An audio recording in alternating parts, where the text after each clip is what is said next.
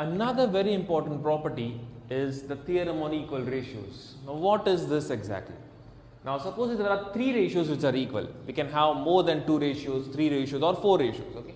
So A by B is equal to C by D is equal to E by F. Suppose there are three ratios which are equal. By applying this theorem, I can write each of these ratios, okay, all the three ratios can be equal to A plus C plus E upon B plus D plus F. I can add all the numerators and add all the denominators. I'll get the same ratio as the previous one.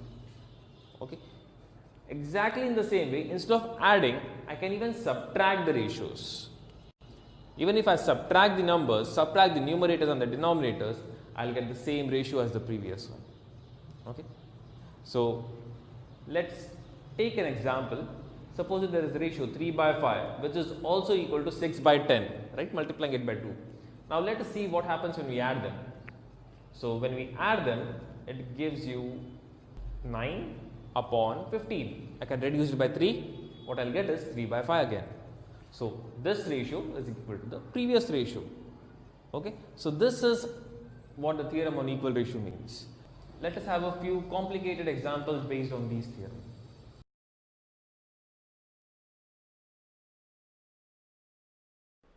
So in this example, the three ratios are already given equal and we have to prove that each ratio is equal to 1.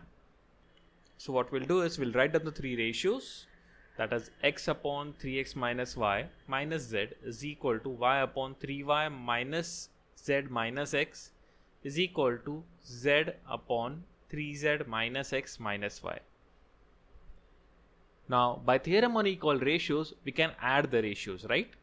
So we'll do the same thing. We'll apply theorem on equal ratios.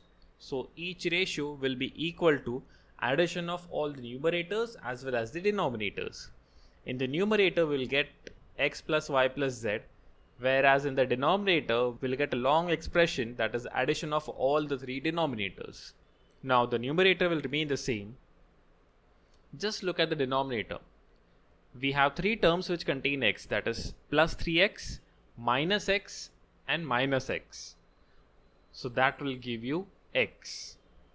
Exactly in the same way, 3y minus y minus y will give you y, and 3z minus z will give you z.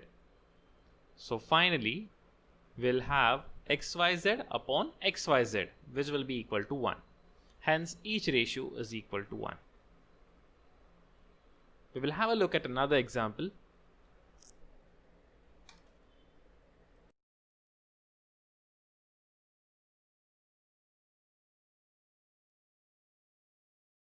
So in this question, a into y plus z is equal to b into z plus x is equal to c into x plus y. This is given to us and we have to prove that the three ratios which are given are equal to each other.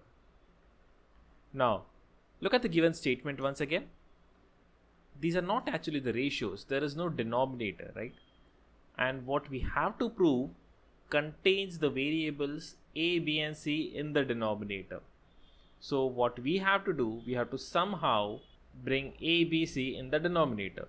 So the easiest way of doing it is dividing all the ratios by a, b, c.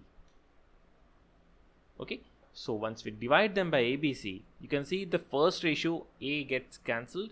In the second ratio we can cancel out b, and in the third ratio we can cancel out c.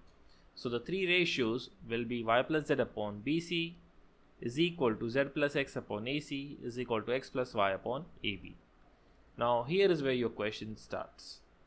Now what we have to prove in the first ratio, if you look at the denominator, it is a into b minus c. If we expand the bracket, it will be ab minus ac.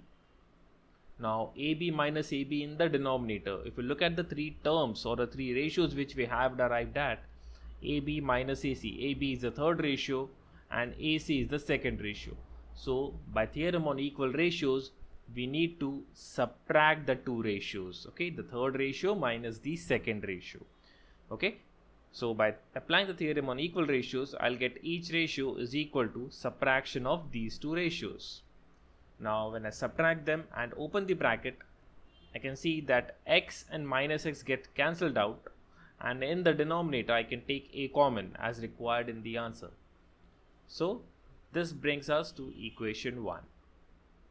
Exactly in the second way, if I look at the second ratio which is required, b into c minus a, again if I expand it, that is bc minus ab. Now bc is the first ratio, ab is the third ratio.